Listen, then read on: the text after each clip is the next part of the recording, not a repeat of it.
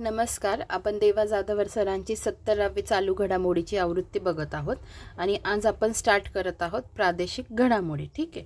याच्या आधी आपण काही पार्ट्समध्ये तीन टॉपिक्स कव्हर केले. हे बघा, चर्चेतील व्यक्ती ह्या जेवढ्या दिसत आहेत तेवढ्या आपण कव्हर केलेल्या आहेत. त्याच्यानंतर महत्त्वाच्या पुरस्कारामध्ये हे सगळे पुरस्कार आपण कव्हर केले आहेत. इकडे पण आहे पुरस्कार. ठीक आहे. नंतर आंतरराष्ट्रीय घडामोडी सुद्धा आपल्या कंप्लीट झालेल्या आहेत. ठीक आहे. ह्या ज्या दिसत आहेत तेवढ्या एकूण एक आपण कंप्लीट केलं आहे. आणि नंतर आपण सायमल्टेनियसली काय चालू केलं आहे की चालू घडामोडी MCQs 300 सराव प्रश्न, याच्यात आपण 120व्या प्रश्नापर्यंत आलो आहोत. ठीक आहे. अशा पद्धतीने आपण खूप साऱ्या गोष्टी कव्हर केल्या आहेत. आज आपण बघणार आहोत प्रादेशिक घडामोडी. तर प्रादेशिक घडामोडी एक तर आजच्याच टॉपिकमध्ये एका लेक्चरमध्ये होऊन जाईल, पण नाही झालं तर मग अजून एक व्हिडिओ येईल आणि 2 व्हिडिओमध्ये प्रादेशिक घडामोडी कंप्लीट होऊन जातील. थोडेसे तुम्ही पण पेशन्स ठेवा. जर पेशन्स ठेवले तर एका व्हिडिओमध्ये आपलं होऊन जाईल आणि लवकर आपण पुढे सरकू. ठीक आहे. कारण तुमची पण मागणी हीच आहे की ही सिरीज पटकन कंप्लीट करा. ही सिरीज कंप्लीट झाली तर मी नवीन काहीतरी घेऊन येऊ शकते. ठीक आहे. त्यामुळे आपण पण हे पटापट चांगल्या पद्धतीने संपवून घेऊ की ज्याच्याने आपले उत्तरं सुटलेच पाहिजे. प्रादेशिक घडामोडी पहिला न्यूज आहे तिसरी मुंबई नाव KSC न्यू टाउन. तिसरी मुंबई जी आहे तिला नाव काय देण्यात आलं आहे? KSC town. तिसऱ्या मुंबईचे नाव KSC town, KSC new town. Mumbai आणि नवी मुंबई या शहरांवरील ताण कमी व्हावा या दृष्टीने विकसित करण्यात येत असलेल्या तिसऱ्या मुंबईचे अखेर नामकरण झाले आहे. Karnala, Sai, Chirner, new town, KSC new town या नावानेही ही तिसरी मुंबई ओळखली जाईल. KSC न्यू टाउनसाठी मुंबई महानगर प्रदेश विकास प्राधिकरणाची विकास प्राधिकरण म्हणून नियुक्ती करण्यात आली.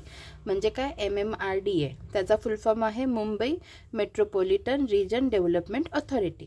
नवी मुंबई विमानतळ प्रभाव अधिसूचित क्षेत्र (नॅना) म्हणून ओळखला जाणाऱ्या तिसऱ्या मुंबईची घोषणा 2013 मध्ये करण्यात आली होती.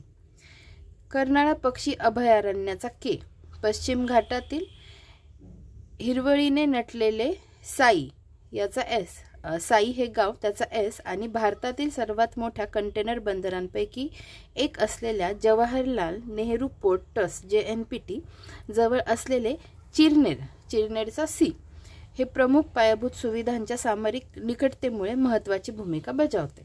रायगड जिल्ह्यातील 124 गावांपैकी तिसरी मुंबई म्हणून ओळखल्या जाणाऱ्या 3 गावांच्या नावावरून या शहराचे नाव ठेवण्यात आले आहे.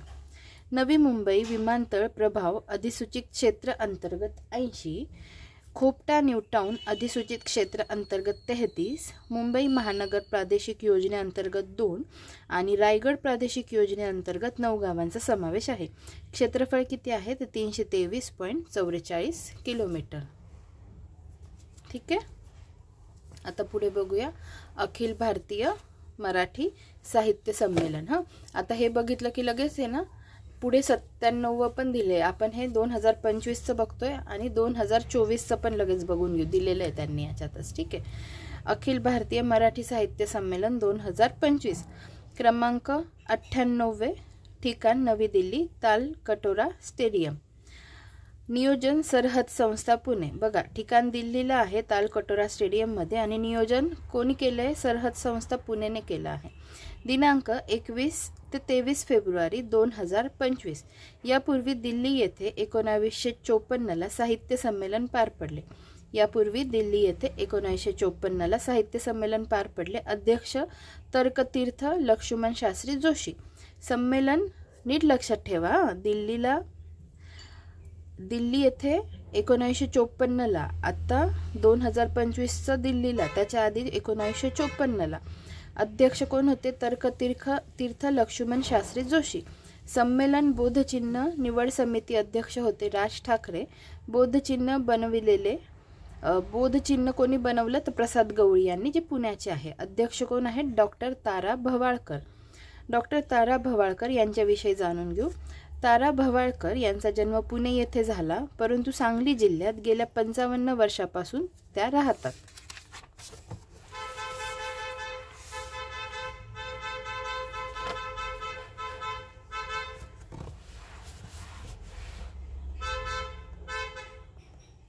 पुढे बघूया.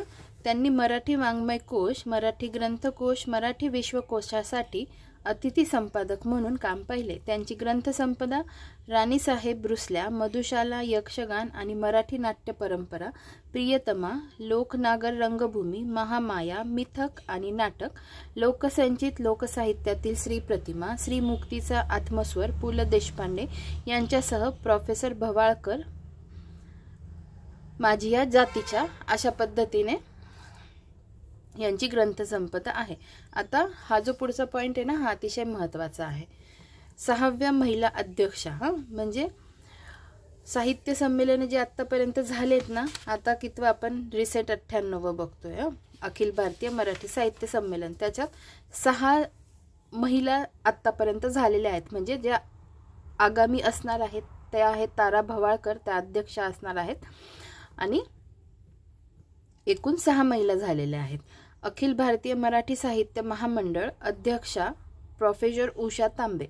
महामंडळ आणि संमेलनाध्यक्ष महिलाच असण्याचा योग पहिल्यांदाच. ठीक आहे. म्हणजे महामंडळाच्या अध्यक्ष आहेत फिमेल आहे उषा तांबे, आणि संमेलनाच्या अध्यक्षा पण महिलाच आहे.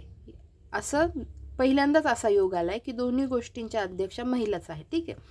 पहिले साहित्य संमेलन 1878, ठिकाण पुणे, अध्यक्ष महादेव गोविंद रानडे. ही फॅक्ट पण खूप महत्त्वाची, लक्षात ठेवा. आता पुढे आपण हे सगळं पाठ करून घेऊ. कुसुमावती आधी वाचून घेते मग. कुसुमावती देशपांडे 1961, ग्वाल्हेर. पुन्हा रिपीट करते. कुसुमावती देशपांडे 1961, ग्वाल्हेर. दुर्गा भागवत 1975, कराड. शांता शेळके 1996, आळंदी. विजया राज्याध्यक्ष 2001, इंदूर. डॉक्टर अरुणा ढेरे 2019, यवतमाळ. तारा भवाळकर 2025, दिल्ली. ठीक आहे. आता मला तुम्हाला काय दाखवायचं आहे की यापूर्वी मी एक व्हिडिओ बनवला होता 1-2 वर्षापूर्वी. तर त्याच व्हिडिओचा स्क्रीनशॉट मी काढून आणला आहे की सॉरी 1 मिनिट. तर तो व्हिडिओ काय होता दिसत असेल तुम्हाला, त्याचाच मी स्क्रीनशॉट शेअर करते.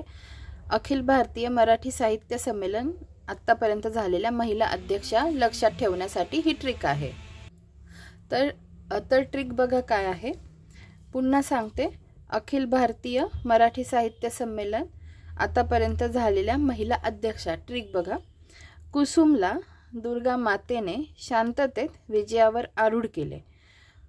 कुसुम नावाची एक मुलगी आहे, तिला दुर्गा मातेने काय केलं, शांततेत विजयावर आरूढ केलं. नीट लक्षात ठेवा. कुसुमला दुर्गा मातेने शांततेत विजयावर आरूढ केले. कुसुमलावरून कुसुमावती देशपांडे, दुर्गावरून दुर्गा भागवत, शांततेत वरून शांता शेळके, विजयावरून विजया राज्याध्यक्ष, आरूढवरून अरुणा ढेरे. ठीक आहे. अशा पद्धतीने ही ट्रिक आहे. तर अशा मी बऱ्याच ट्रिक्स बनवल्या आहेत, तुम्ही जाऊन बघता. शॉर्ट्स या सेक्शनमध्ये जायचं आणि जेवढे काही शॉर्ट्स आहेत ते तुम्ही बघू शकता. बऱ्याच गोष्टी कव्हर केलेल्या आहेत. तर मला काय सांगायचं होतं की एवढ्या ज्या 5 अध्यक्ष आत्तापर्यंत झाल्या आहेत महिला, त्यांचं मी तुम्हाला ट्रिक्सच्या स्वरूपात सांगितलं, बरोबर. आता फक्त तुम्हाला 6वी लक्षात ठेवायचे. 6वे आहेत तारा भवाळकर 2025. आता आपण काय बघूया की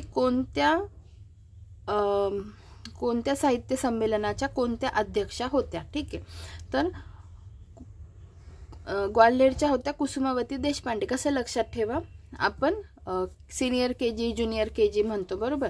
तर मग कुसुमावतीचा K आणि ग्वाल्हेरचा G, KG. त्याच्यानंतर दुर्गा भागवत कराड.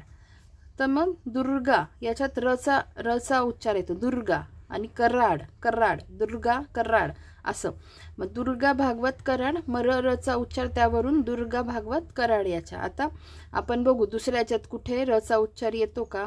तर बघा इथे कराड आहे, आळंदी, इंदूर, यवतमाळ, दिल्ली. इथे कुठेच रचा उच्चार येत नाही. म्हणून बघा दुर्गा आणि कराड सेम जीभ थरथरते. त्यानुसार आपण दुर्गा भागवत आणि त्या कुठल्या कधी म्हणजे कोणत्या साहित्य संमेलनाच्या होता, कुठे झालं होतं ते कराडला झालं होतं. ठीक आहे. नंतर शांता शेळके आळंदी. काय म्हणायचं आपण, आळंदीला गेल्यावर मनाला खूप शांती भेटते, आळंदीला गेल्यावर खूप शांती भेटते, वरून शांता शेळके आळंदी. त्याच्यानंतर विजया राज्याध्यक्ष इंदूर. आता कसं लक्षात ठेवायचं, विजय अजून तर दूर आहे आपला. आता आपण अभ्यास करतोय, अभ्यास करून छान अभ्यास करून आपण पोस्ट मिळवणार आहे, म्हणजे काही दिवस तर दूर आहे असं तर समजा. ठीक आहे. विजय अजून दूर आहे, दूरवरून इंदूर आणि विजयवरून विजया राज्याध्यक्ष राहील लक्षात.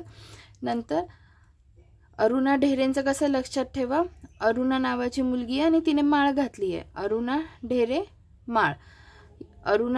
वरून अरुणा ढेरे, डॉक्टर अरुणा ढेरे आणि माळवरून यवतमाळ. ठीक आहे. आणि आत्ताच्या रिसेंटच्या तर लक्षात ठेवा, तारा भवाळकर दिल्ली राहील. अशा पद्धतीने लक्षात. पुढे जाऊया. राज्यपाल नियुक्त आमदार.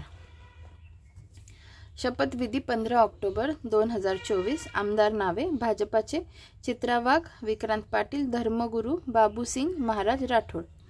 नंतर राष्ट्रवादी काँग्रेस पंकज भुजबळ, इद्रिस नाईकवाडी. शिवसेना हेमंत पाटील, मनीषा कायंदे. हे बघा 3 जे पक्ष आहेत त्यांचे आहेत, भाजपाचे 3, राष्ट्रवादी काँग्रेसचे 2 आणि शिवसेनेचे 2. ठीक आहे. आता पुढे बघू. विधान परिषदेच्या राज्यपाल नियुक्त 12 जागांमध्ये कला, साहित्य, क्रीडा, पत्रकार, विचारवंत अशा वेगवेगळ्या क्षेत्रातील लोकांना नियुक्त करावे असा निकष व संकेत आहे. महायुती सरकारने विधान परिषदेवरील राज्यपाल नियुक्त आमदारांच्या 12 पैकी 7 जणांच्या नावाचा शिफारसीला CP राधाकृष्णन यांनी मंजुरी दिली. राज्यपाल नियुक्त जागांचा वापर सत्ताधारी पक्षाकडून कार्यकर्त्यांचे पुनर्वसन करण्यासाठी उपयोग केला जातो अशी टीका विरोधकांकडून करण्यात येते. ठीक आहे. पुढे बघूया. पुढचं आहे नगारा म्युझियम लोकार्पण. बंजारा समाजाचे श्रद्धास्थान असलेल्या पोहरादेवी येथे बंजारा विरासत नगारा म्युझियमचे पंतप्रधान नरेंद्र मोदी यांच्या हस्ते 5 ऑक्टोबर 2024 रोजी लोकार्पण झाले. 2 डिसेंबर 2018ला भूमिपूजन झाले होते. बंजारा समाजाचा इतिहास, परंपरा, संस्कृती दर्शविणारे 5 मजली असे भव्य नगारा वस्तुसंग्रहालय साकारण्यात आले. पोहरादेवी ठिकाणास बंजारा समाजाची काशी म्हटले जाते. पोहरादेवी ठिकाण वाशिम जिल्ह्यात आहे. ठीक आहे. राहील लक्षात. पुढे बघा काय काय बघायचं आपल्याला आणि महत्त्वाची आहे ही न्यूज, त्यामुळे प्रत्येक गोष्ट लक्षात ठेवा. डिसेंबर 2ला भूमिपूजन झाले होते, 2 डिसेंबर 2018ला. आणि लोकार्पण कधी झालं आणि कोणाच्या हस्ते? नरेंद्र मोदीजींच्या हस्ते 5 ऑक्टोबर 2024ला. पोहरादेवी ठिकाणास काय म्हणतात? बंजारा समाजाची काशी म्हणतात. आणि पोहरादेवी ठिकाण कुठे आहे? वाशिम जिल्ह्यात आहे. लगेच आपण काय बघून घेऊ? वाशिम जिल्हा बघून घेऊ. ठीक आहे. अकोल्यातून वाशिमची निर्मिती झाली होती, अकोवाशी असं मी लक्षात ठेवलेलं आहे. याचे पण व्हिडिओ आहेत शॉर्ट्समध्ये, तुम्ही बघू शकता. अकोवाशी. ठीक आहे. वाशिमचं लगेच आकार पण बघून घ्या, कारण आकार विचारला तर आपल्याला आकार पण माहिती पाहिजे. हां, वाशिम. त्याच्यानंतर पुढचं बघूया. पहिले संविधान भवन. ठिकाण काय आहे? पिंपरी चिंचवड पुणे.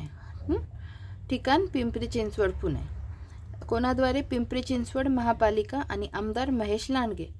पहिले संविधान मंदिर 434 औद्योगिक प्रशिक्षण संस्था औंध महाराष्ट्र. दिनांक 15 सप्टेंबर 2024. ठीक आहे. उद्घाटन उपराष्ट्रपती जगदीश धनखड. पुढचं पहिले संविधान पार्क जयपूर राजस्थान. दिनांक 3 जानेवारी 2023. उद्घाटन राष्ट्रपती द्रौपदी मुर्मू. ठीक आहे. पुन्हा लक्षात घ्या कसं. पहिले संविधान भवन म्हटलं तर पिंपरी चिंचवड पुणे. संविधान भवन पिंपरी चिंचवड पुणे. संविधान मंदिर औंध. आणि संविधान पार्क म्हटलं तर जयपूर. पार्कचा प, जयपूर पूर मधला प, बाकी कुठेच औंधमध्ये प नाही आहे. पिंपरी चिंचवडमध्ये प जरी असला ना तरी आपण न्यूज कशाची बघतोय? पहिले संविधान भवनाची बघतोय. त्यामुळे हे कळालं पाहिजे आपल्याला. पहिले संविधान भवन पिंपरी चिंचवड पुणे. हां, पार्क म्हटलं का जयपूर लक्षात ठेवा. पुढे बघूया. अहिल्यानगर नावास केंद्राची परवानगी. अहमदनगर जिल्ह्याचे नाव बदलून ते अहिल्यानगर करण्यास केंद्रीय गृह मंत्रालयाने 4 ऑक्टोबर 2024 रोजी मंजुरी दिली. राज्य मंत्रिमंडळाने मार्च 2024 मध्येच परवानगी दिली होती. अहिल्यादेवी होळकरांच्या नावावरून अहिल्यानगर नाव देण्यात आले आहे. अलीकडील कालावधीत बदल झालेली काही नावे: औरंगाबादचं छत्रपती संभाजीनगर, उस्मानाबादचं धाराशिव, वेल्हे तालुका जो आहे पुण्यातला त्याचं नाव आहे राजगड, पोर्ट ब्लेअरचं श्री विजयापुरम, राष्ट्रपती भवन दरबार हॉलचं गणतंत्र मंडप, राष्ट्रपती भवन दरबार हॉलचं गणतंत्र मंडप आणि अशोका हॉलचं अशोका मंडप. ठीक आहे, आता बघूया पुढची न्यूज.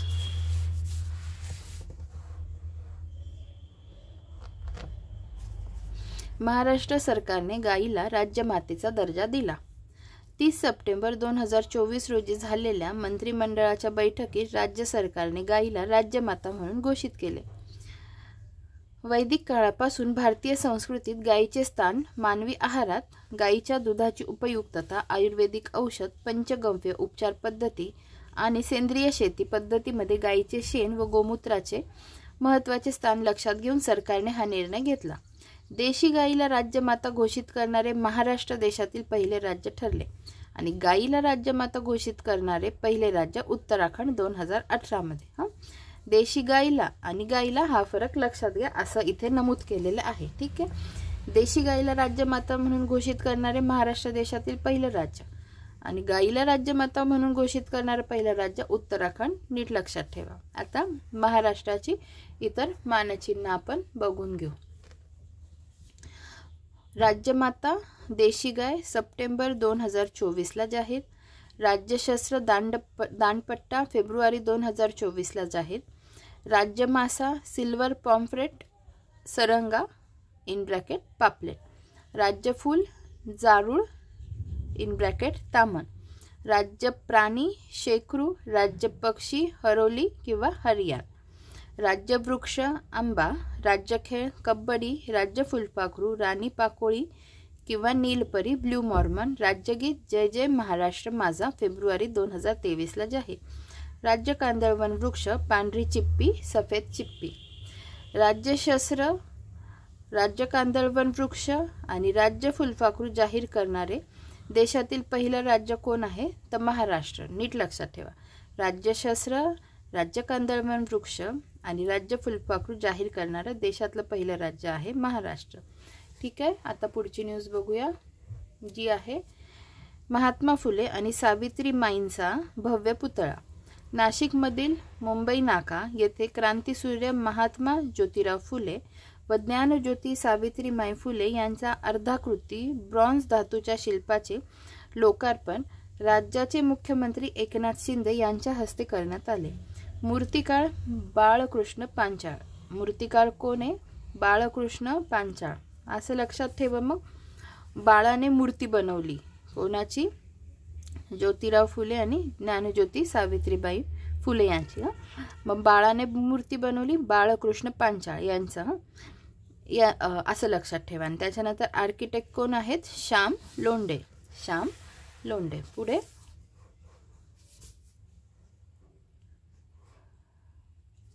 या पुतळ्यासाठी राजस्थानी कारागिराकडून ग्रेनाइट मार्बलमध्ये भव्य चौथरा उभारण्यात आला. ठीक आहे.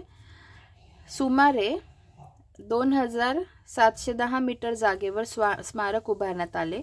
महात्मा फुले यांचा 18 फूट उंच आणि सावित्रीमाईंचा 16.5 फूट उंच पुतळा आहे. या दोन्ही पुतळ्यांची रुंदी 14 फूट आहे प्रत्येकी. महात्मा फुले यांच्या पुतळ्याचे वजन आहे 8 टन आणि क्रांतीज्योती सावित्रीबाई फुले यांच्या पुतळ्याचे वजन आहे 7 टन. ठीक आहे. खर्च आहे 4,68,00,000. ठीक आहे, समजते तुम्हाला. उंची म्हटली तर महात्मा फुलेंच्या पुतळ्याची उंची आहे 18 फूट, सावित्रीबाईंच्या पुतळ्याची उंची आहे 16.5 फूट. दोघांची रुंदी सेम आहे 14 फूट आणि वजन महात्मा फुलेंच्या पुतळ्याचं आहे 8 टन आणि सावित्रीबाईंच्या पुतळ्याचं वजन आहे 7 टन. ठीक आहे, लक्षात ठेवा. महाराष्ट्रातील पहिला सौर ऊर्जा प्रकल्प. मुख्यमंत्री सौर कृषी ऊर्जा योजना 2.0 अंतर्गत राज्यात 9200 मेगावॅट क्षमतेचे सौर ऊर्जा प्रकल्प उभारण्यात येत असून त्यापैकी 3 मेगावॅट क्षमतेचा पहिला प्रकल्प छत्रपती संभाजीनगर जिल्ह्यातील वैजापूर तालुक्यातील धोंदलगाव येथे कार्यान्वित करण्यात आला। ठीक आहे, छत्रपती संभाजीनगर जिल्ह्यातील वैजापूर तालुक्यातील धोंदलगाव येथे या प्रकल्पामुळे 1753 शेतकऱ्यांना दिवसा वीज पुरवठा उपलब्ध होणार आहे। शेतकऱ्यांना सिंचनासाठी दिवसा अखंडित व भरवशाचा वीज पुरवठा करण्यासाठी या प्रकल्पाचा लाभ होणार आहे। या प्रकल्पाअंतर्गत संपूर्ण क्षमता डिसेंबर 2025 पर्यंत टप्प्याटप्प्याने कार्यान्वित केली जाणार आहे। 13 एकर जमिनीवर हा प्रकल्प आहे। ठीक आहे, खडकवासला पुढची न्यूज, खडकवासला फुरसुंगी बोगदा। खडकवासला ते फुरसुंगी बोगद्यातून पाणी नेण्याच्या प्रकल्पास राज्य सरकारने मान्यता दिली। बोगद्याची वैशिष्ट्य काय? बोगद्याची लांबी 28 किलोमीटर, उंची 3.90 मीटर, रुंदी 7.80 मीटर, बोगद्याची क्षमता 15,510 क्युसेक, गोलाकार उंची 1.950 मीटर, गुरुत्वाकर्षणाने सर्व पाणी नेणार। या योजनेमुळे 2.18 TMC पाण्याची बचत होणार आहे। पूर्ण होण्याचा कालावधी 3 वर्षे। या प्रकल्पासाठी 2190 कोटी रुपयांची तरतूद केली आहे। या प्रकल्पासाठी Asian development bank ADB bank कर्ज देणार आहे। ठीक आहे, कोण कर्ज देणार आहे? ADB bank. नंतर फायदा, पुणे परिसरात सिंचन मुबलक, पिण्यासाठी अधिक पाणी मुबलक, सिंचनासाठी आणि बिगर सिंचनासाठी पाणी मिळणार। 3471 हेक्टर क्षेत्र सिंचनाखाली येणार। ठीक आहे, आता पुढे बघूया।